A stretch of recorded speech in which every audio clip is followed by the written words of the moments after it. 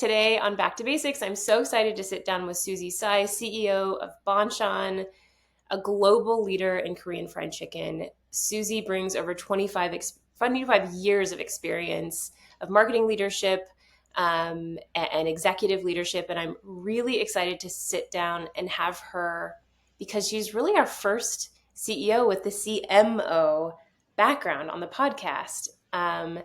Right now, she's scaling from 150 to 500 US units, while also tackling what I think is one of the most underrated challenges in restaurant growth, which is building the operational foundations that actually support your marketing promises, especially when you're working with franchise partners who need to deliver on your brand experience, your brand promise, without your direct oversight. So, Suzie, welcome to Back to Basics. Thanks for being here. I so appreciate you having me on this platform.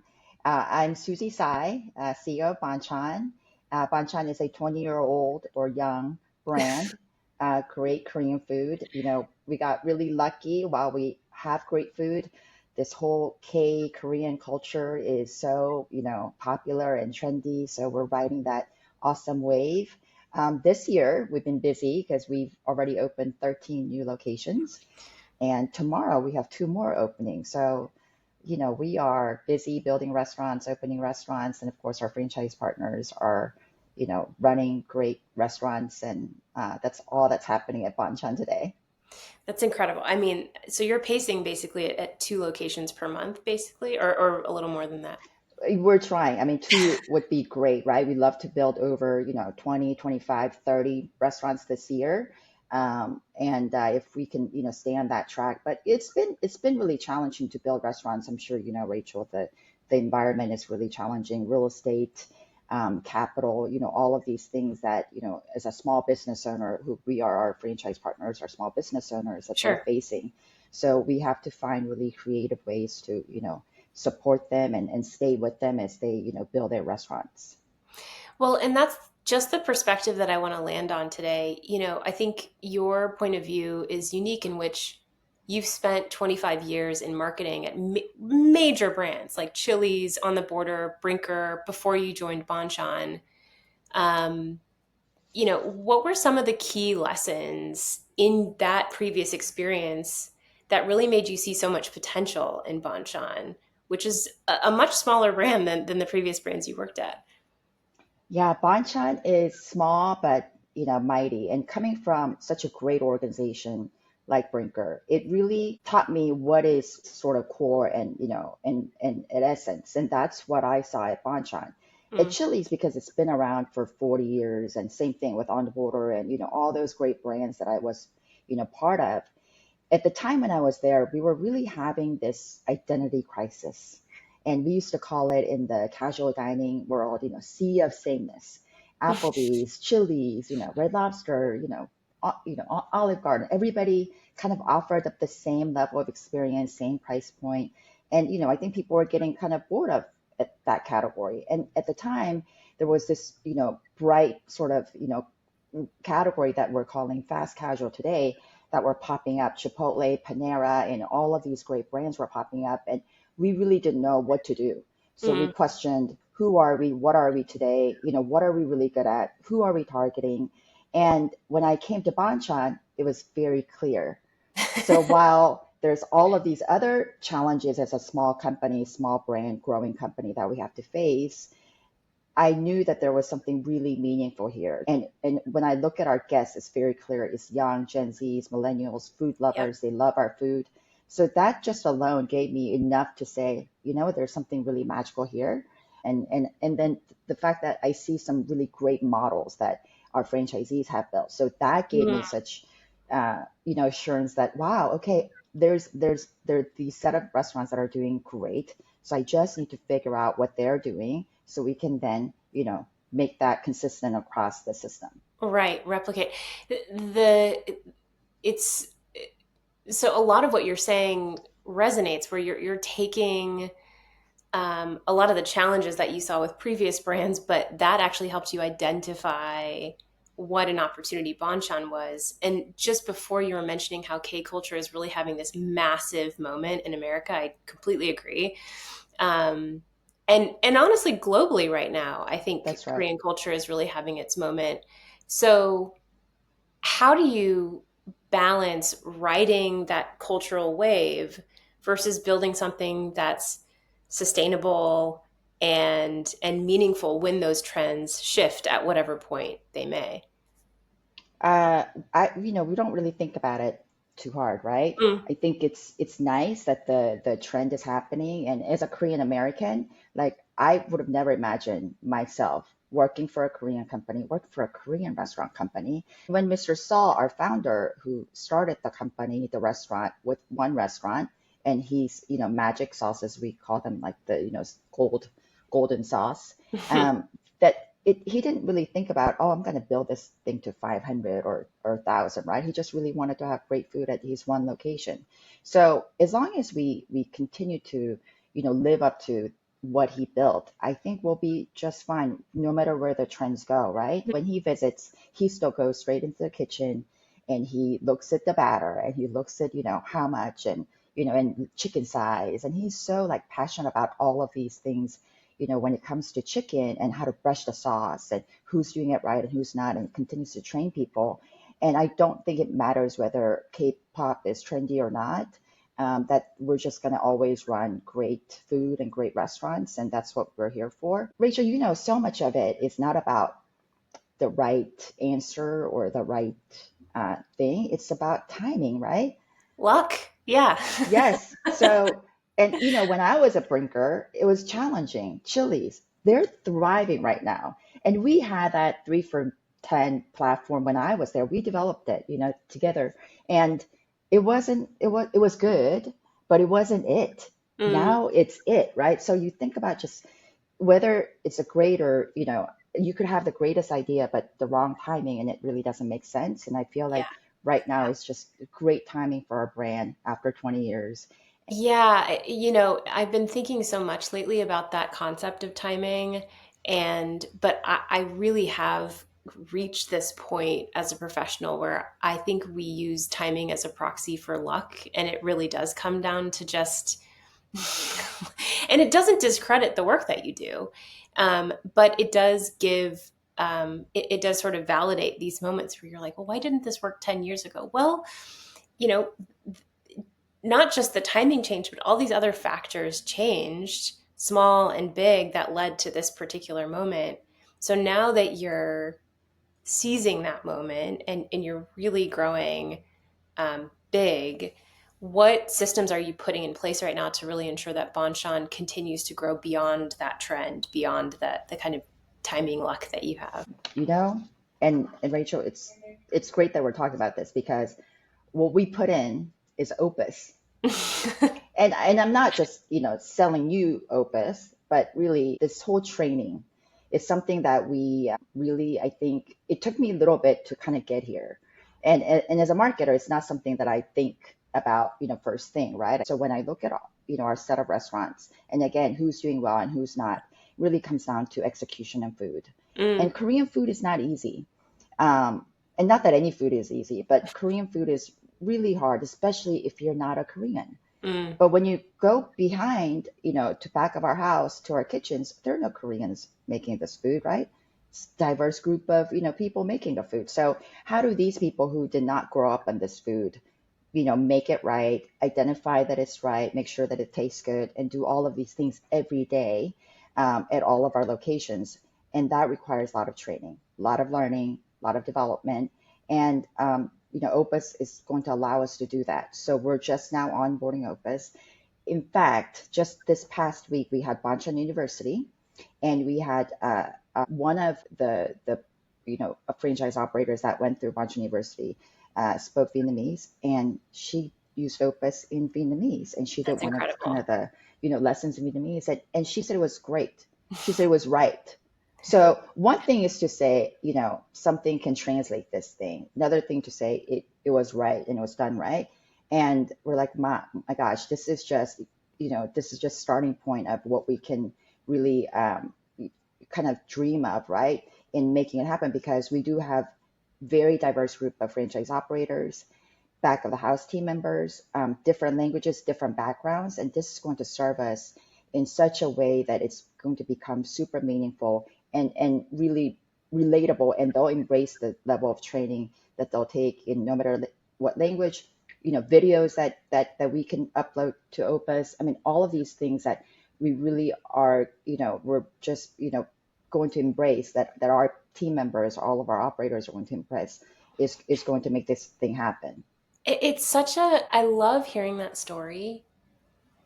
Uh, it makes me think about how many people, it's very easy to associate a frontline team member as non-English speaking.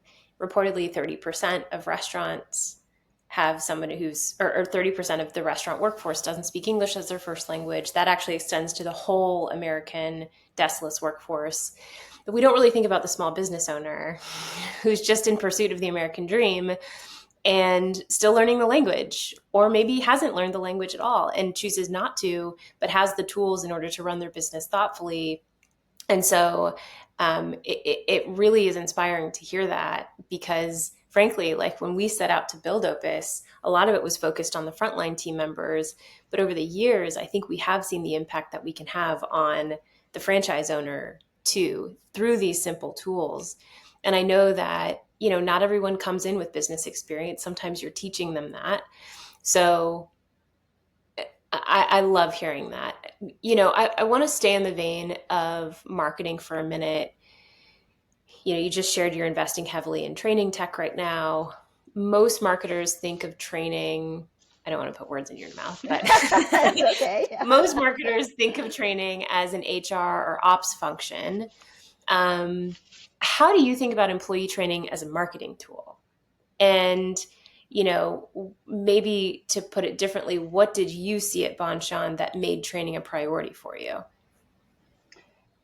The gap between great restaurants and okay or good restaurants, right?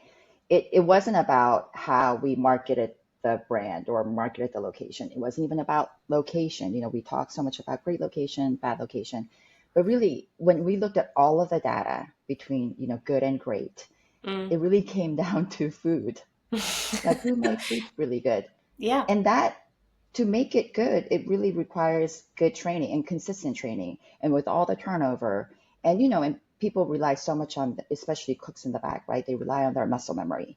But everything that we do comes down to exact recipes and and just measures. And so if you get it wrong, I've noticed how bad the food could be, right? Mm. Especially with Korean food. If you put a little too much soy sauce in a japchae, it comes out, darker than it should, and it doesn't look right. It's going to be salty.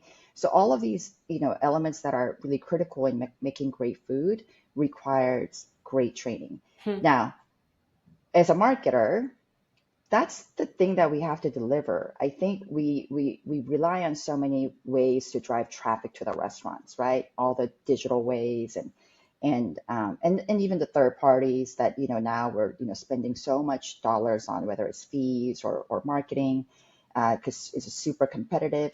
We do all of these things as a marketer to put people into the restaurant, but we often not think about the experience itself. Mm. And to me, Right. I think that's what really brings the guests back. We can push the people in, but then they gotta, have a great experience and come out thinking, I'm gonna come back to this thing, right? And that's a marketer's job to make sure that we deliver on that great experience. So, while training is critical, part of that is making sure that everybody executes consistently, but it's also important, what product, what's in your menu, how do you do your menu, how do you create a really great experience for the guests from all of the marketing touch points that are in the Mm. restaurant. It's all interconnected. So even as a marketer, I can't say that training is training's job and you got to figure that piece out. To me, it's the entire thing of this whole restaurant business that marketer's job to certainly bring the people in, but it's also marketer's job to make sure the experience is great and people, Keep coming. want to come back. Well, it's, I think a lot of companies, to your point, are seeing employees as an extension of their brand. And so there's like the four walls that marketing that you can you can have control over, but ultimately training is what's going to help these things come through when you're not looking. And so um, it's interesting to hear your perspective on that. I'm curious, looking at the restaurant industry today, where do you see brands that are going sideways with their marketing approach? What are they prioritizing that actually is sort of undermining the long-term growth? Is it things like, value menus? Is it something richer and deeper that some of these brands maybe aren't seeing that you see?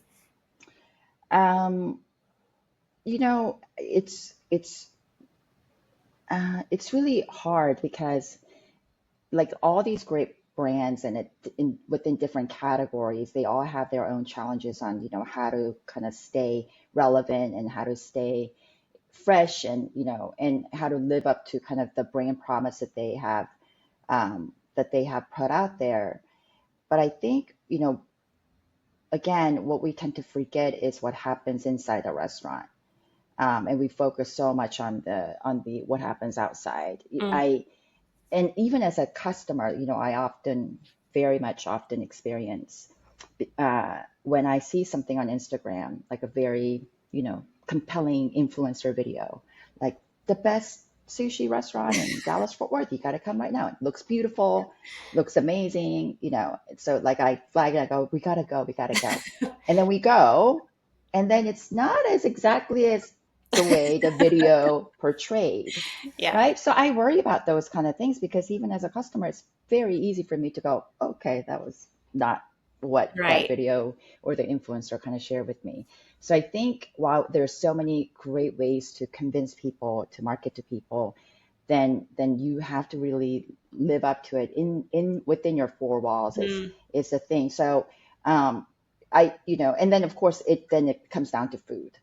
So, you could also have beautiful decor. I mean, so many restaurants look beautiful these days, right? They have such picturesque, Oh all yeah. of these and great presentation. And Rachel, you've gone through these amazing restaurants with beautiful presentation, and then you eat it, and then do you go, oh, I'm gonna come back for that? No, a lot of times I don't go back, right? I keep going back to the same restaurant that I just love the food at, Right. Just regardless of because what it the looks restaurant looks pretty like. doesn't, yeah. Yes, yes. So then when I go, well, that's me. So how can, why would everybody else be any different, right? So again, it just comes down to, within inside the restaurant, what happens. And it's really hard in the franchise business to convince every one of your franchise partners to do that, Mm. right? Because they're busy running restaurant and they often forget that there's also guests in there that they got to provide hospitality and service and attend to and engage. And that's one of, kind of the, as a marketer, I think we look at local restaurant marketing, community, guest engagement as kind of the bottom. We're just worrying about getting people again in the restaurant. Hmm. So we talk so much to our franchisees about own your community, please, right? Because Bonchon is still small that we don't look like a McDonald's in every corner. Like we sometimes people don't even know that we're a chain. Mm. So, I want people to have a delightful experience and really it's another kind of the good to great difference is that the great restaurants really engage with their guests. They know their community, they know their neighborhood. They're known as the Korean restaurant in their neighborhood, and that's what we want. That's what we want.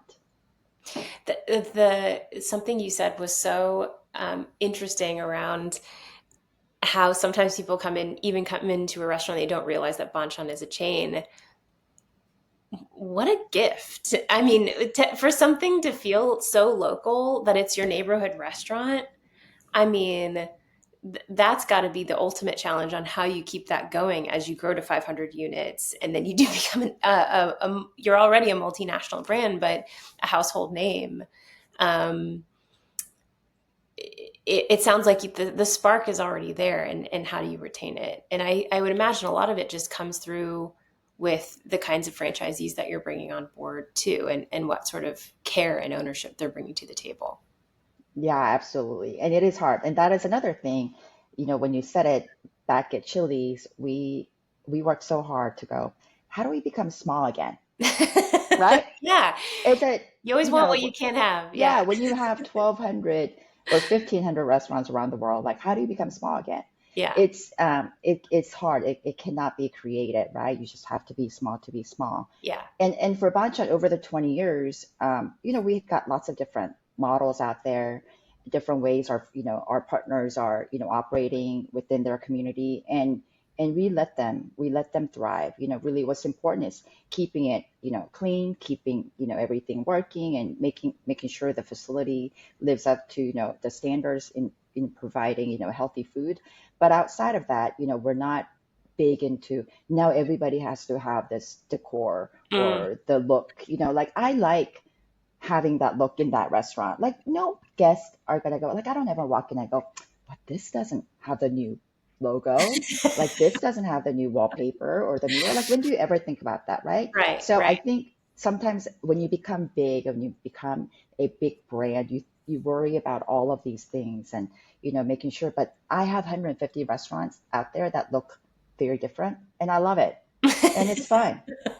Do what works in your community, and for the franchisees, create the space that you love going into. I'm not going in there every day. You're Mm. going in there every day, so make sure that you have all the things that you want in there, and you run it the way you want, based on all the support and the know-hows that we give you. So it is a great balance, and I see that that's working. So I'm not big into, you know certainly, systems like Opus or Olo, and the tech, and POS, those need to be consistent everywhere. But outside of that, just have a beautiful restaurant that, with great people in there, and make great food, and let's not worry about all of these things that big brands, I think, tend to spend a lot of time and money on. Well, and to your point, the training ensures just a consistency on the product side and service side. But ultimately, we're living in a world where everybody is developing their own personal brand. And so you have to have these things come through. And I'm sure they're already coming through in the stores. Things as simple as one store chooses to, put a chalkboard outside to draw the Yeah. locals. Who cares? And alternatively, in the back of house, when I walk through a kitchen and I see that someone has a sort of like unbranded leaderboard that's like shouting out the employee of Yes. the month, it I don't gripe because they didn't use the Opus leaderboard. I'm happy that they just have that sort of culture already that people care and cling to. It's more upsetting when people aren't bought into that and you have all of these, you know, kind of artificial things hanging around that no one's actually caring about. I liked the ripped paper on the wall that I do everybody's too. written on. Yeah, I do too. I love those back of house sports where it's truly like, that team driven, and, Yeah. and that they love, and it's not, my, you know, weekly newsletter that's posted, right? Like I seriously, it's great. So on that vein and drifting into leadership, I'm curious. You have such a unique leadership team at Bonchon. It's largely women led, but I doubt that that's the only thing that really makes your leadership team spark. I'm really want to know what's the one thing that you're doing differently in developing people that you think that most CEOs are overlooking today. I think just knowing that there are leaders everywhere. Mm. And we're a very small team. We're very flat in that sense, and every one of us here have wear many hats and do many jobs. And even me as a CEO, I mean, I don't even know how many. I probably have like 9 direct reports, and so, people will probably tell me like that's too many, right? Um, but that's okay, because again, we're a tiny company that have all of the things that a big restaurant company would have. So we have the supply chain team, we have training team, Hmm. we have Bonchon University, we have, and there may be just a person of one. So like everyone here has to be a leader, and I think just knowing that, and because we're all unique, there isn't, I don't have 10 marketers that do little things. I have four, but they all have very unique jobs. So even the most kind of the junior marketer, but she's not junior because she manages all of our social, all of Mm. our local listings. I mean, she's got a big job day to day. She's got to work with our franchisees and all the locations. So I see her as a leader in that. So they're all experts in what they do. They're all leaders, and I think we only kind of look at these like the leadership level to go, oh, how do you continue to elevate these people, or make sure that you get their input, or there's decision making process where only really the stakeholders or leaders are involved in. And when you work in such a small flat organization, those kind of things you just go, like just everybody's has something to You all got to add. dive in. Absolutely. And who's the most critical is really our team of trainers. Mm, They bring interesting. in so much input and insight because they're in restaurants all the time, Sure. and they know exactly what should be done better.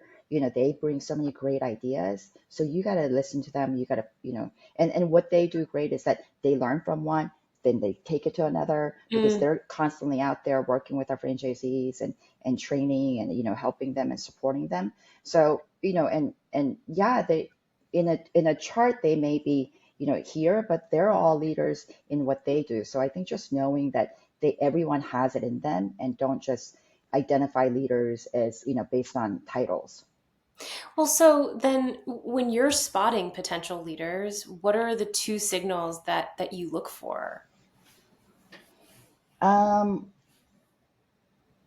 I think just, engagement, right? It's so as in like we often talk about, especially like women, people don't speak up, or they don't want to kind of Right. Yeah. provide, lean in and provide their input and these things. But it doesn't really matter, men, women. I think we see it all where they just, when they're not engaged, like it's kind of disappointing for me, Mm, right? So when they're proactively engaging, it may not be their subject, but they want to ask a question or talk about something, or and I love that, and I see that as a great potential to somebody who's willing to learn, because Rachel, we're still learning, right. even in our, whatever journey in our career, right? There's, so, we're constantly learning. So that gives me such a good, understanding about, oh, this person is still willing to learn, asking really good questions, whether it matters to them or not.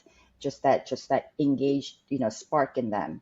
That really tells me that it could be a really great leader and potential. The other thing, I think it's kind of the want. So I, you see people that work really hard, do great work, but then there's something missing. Like they may not really want to do more. They're just there because of Yeah, circumstance. Mm, yeah. Or they may think what they're doing is enough, therefore they should get promoted, that therefore they hit all of the KPIs in their, reviews or whatnot. But I think there's when there's not that want in you, like I can see that, and it disappoints me, especially when I see that in like young women, they kind of go, yeah, I'm doing my work, and I do an excellent job. I never miss deadlines. I'm always on. But at the same time, it's a big difference when you actually then want to do more. And there's and no I've passion. yeah, Yeah. yeah, Yeah. exactly. How much of that is just being drained out of us though as women? Yeah, I think that happens too, right? We're all really tired, Yeah. but I still want more. So Yeah. I go, and I think that's a lot of times the biggest difference in us is that you can say that you want it, but you really want it, right? There's action that follows that want, Mhm. versus, oh, I think I deserve it and I've done a good job, so I want the next level. No, I think there's more that has to come with that, and it's really hard to kind of explain, Rachel, but I think you know what I mean, right? Yeah, I do.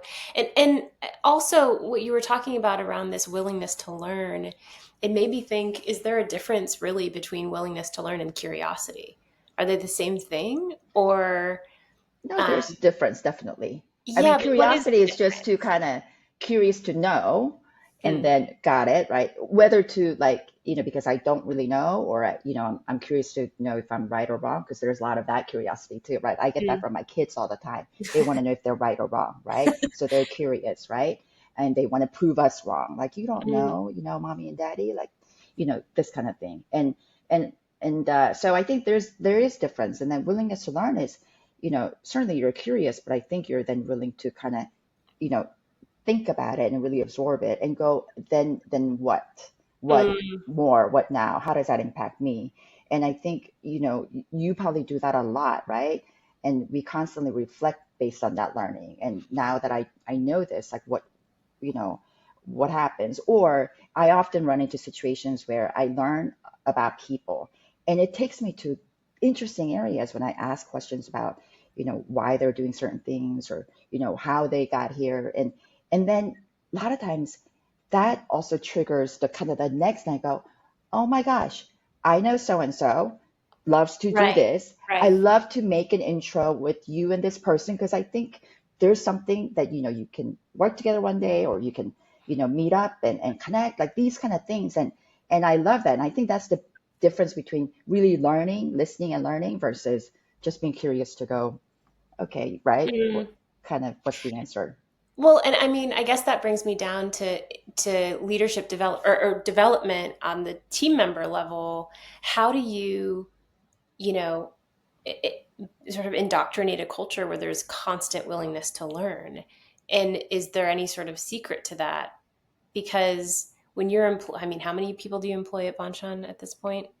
We were, I think we're about 45 people at the support center, Yeah, but of yeah, course we have our restaurant, team sure. members too. But you have the support center, you have, you know, 10 to 30 employees per location. That's, hundreds of thousands of people one day. How do you create a culture where there's a willingness to learn? And I'm saying this as the founder of Opus. It's not as simple as implementing Opus. There's something meatier behind than just implementing a technology. What is it about? Um, yeah, creating that culture of learning. Um, you know, uh, I know like one of the questions I think we kind of thought about as part of the discussion here today is what did I learn at Brinker or change Yeah, or at yeah. my big company, big organization.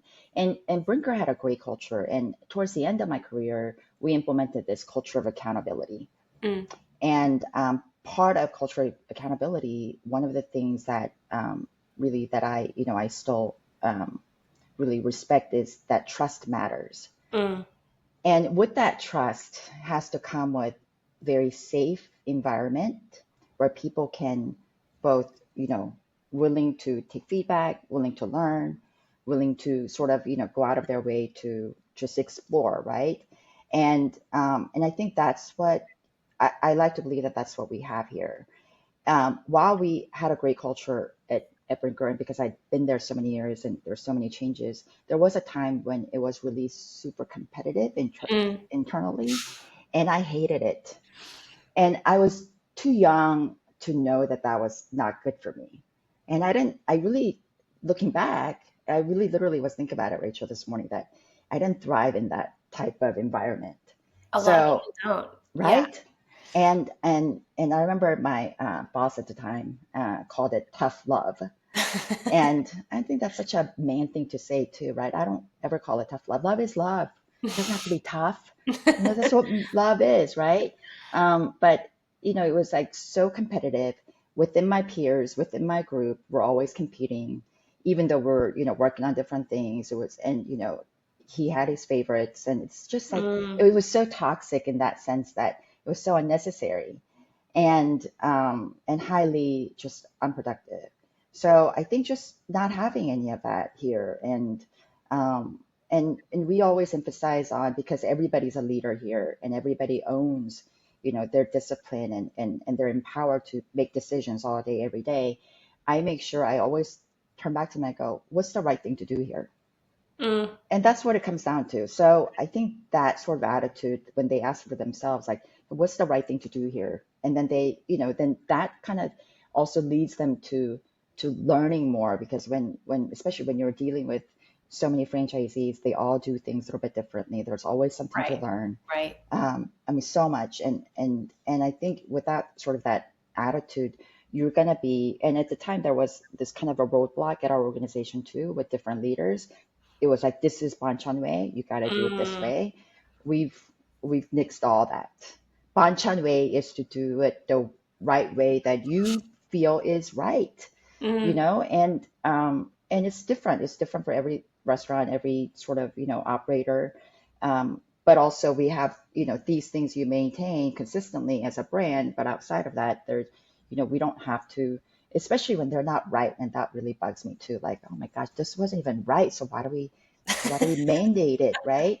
And just not having that sort of space. So I think this allows everybody to have space, think differently, learn, and that's okay. Like you learn and you go, oh, so this is better or that was wrong.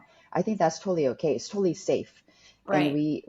we trust one another. So without having trust and having safe space, I think then you lose the ability to learn and want to do more. So they all kind of, have to come together in that way. Mm. So there's so much meat in what you just said. And one thing that really resonated with me is, how you talked about there was this culture of competition. Um, I'm competitive as a business owner. I think it just sort of comes with being a CEO, but it's not like the killer instinct competition that I think you're talking about. And um, from like a training perspective, I think about competition a lot. There's things like Right. gamification and all that. But that's healthy. Well, I actually think that sometimes competition can be a proxy for bad engagement. Mm, Because if you walk into a room, or let's say you walk into a soccer game and you're sitting in the bleachers and you turn to the person next to you and you say, "Are you competitive?" Well, half the time someone's going to say no, or it depends on the context. But if you look at anybody and you say, "Are you a learner?" everyone's going to say yes. So to get the even playing field, you have to start with the way that everyone wants to learn, which is it reaches them in the way that matters to them.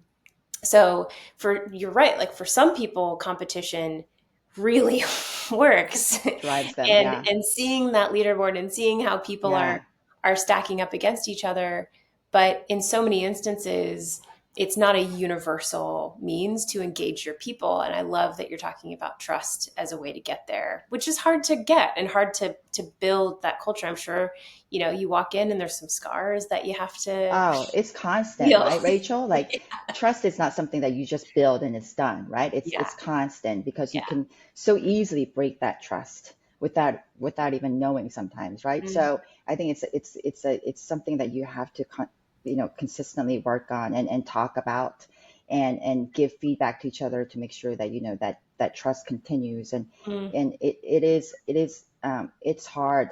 As far as competition goes, like I think I think it's still fun, right? It's not like just because we have this kind of a learning culture or we trust each other doesn't mean that we don't actually um, go compete for something. You're right. Like as a company, as a CEO, you want to compete, you want to win. And we always look for ways where we can all win kind of together. So we talk a lot about, how do we all win? Like how do we win? How do the franchisees win? How do the guests win? Like what's how do we all win? But at the same time, we do need to, we have key metrics that we got to deliver on. At the end of the day, we're running business and we got to make money. So there is always that, and we're always striving to that, but without having to sort of, compete within, I guess that's what mm. really is important Right. for us. Hmm. Well, I have one last question before our lightning round, Susie. Thinking about this conversation, and you've beautifully wrapped your experience as a CMO into the role of CEO. Um, I'm curious, what is a leadership skill that you had to develop yourself that now you're prioritizing teaching other people? Um, I had a great um, boss. She's still my boss because she's just my super boss lady. Her name is Edith N. Ramey. Rachel, I would love for you to meet her one day. I was on her team at Chili's. I was on her team at On the Border, and we're still great friends. And she's just so bold. And I think she was working through her career before we even talked about all the women and in restaurant business and I didn't really think about it then on what all of the traits that she had. she was fast at decision making. She was, you know, she had a vision, so she didn't worry too much about the details, and I love that Mm, about her. It's like, but I worry about all the details. So, and she had tremendous trust in her people. She provided direction, and this is, you know, she would provide kind of that desired result that we all need to, you know, get to, and then she kind of let everybody free and get the work done. And I love that about her. So at the time, I just loved working for her. She energized me. And but now thinking back, it's like, wow, she was great at so many of these things that, and I'm not even sure even she even knows it, right? And she just recently was CMO of Six Flags, mm, and they went through a merger. So you know, she's taking some time off, but I think that's something that that I don't know, that I didn't realize that I really looked up to her in so many ways. And I think about her when I have to make tough decisions. I go, what would we call her EA? mm, What would EA do? So I think it's great to have that sort of, especially for our women, have that person in your sort of in your mind that you kind of think about, even though you may not be going through kind of a, you know, regular mentorship kind of thing. We talk sure. so much about having mentors and things, but I think just having that strong person that kind of you think about it, and that kind of keeps you grounded in the things that you do, and Hmm, helps you kind of reflect on the things, I think is really important. So just having that sort of relationship, and I hope every one of us, every especially women, have can experience those leaders, right? And be able to kind of get learn from those people. I'm sure, Rachel, you have so many people that come to your mind, that you think about. But I think, you know, oftentimes we build relationships, but we don't really think about these kind of the key people. And I always go, who do I want to be when I grow up? I still think about it, right? Who do I want to be? Like, what kind of CEO do I want to be? What's, you sure. know, and I think those kind of the traits we need to really be very conscious of, and activate when it's necessary. And it's so hard, right, Rachel? Because it's so hard to take your own advice. And I often Oh, go, yeah. I would give you this advice that I cannot follow myself, but Well, I always think about it as I sort of always feel these moments where I'm hitting my next chapter as CEO. Whether something in the business changed or something outside the business or something personally, or maybe I was given feedback that really just changed the way that I think about the way that I work and who I work with. So I totally feel you where it's not just about this one kind of isolated trait. It's all of the people that have come before you who have built this bedrock, and really it's almost like the hard part of being a leader is making sure you're taking the time to reflect and think yes, about those people and saying, okay, yeah, what would so and so do? yeah, yeah, At this seriously, right? point Because to you challenge also yourself. know, you Yeah. know, but I think about, like, as a leader, what not to do, Mm, right? And like, as much as there are things you need to do really well, there's also like key things. So I think if you can even avoid the things that you shouldn't do, you be really good at, you know, as a right. leader. I'm going to ask you 5 questions, and the challenge for you, it's called lightning round for a reason, is to answer in 1 or 2 words, and you can't really explain yourself. All right, so we'll start easy. What was your first job?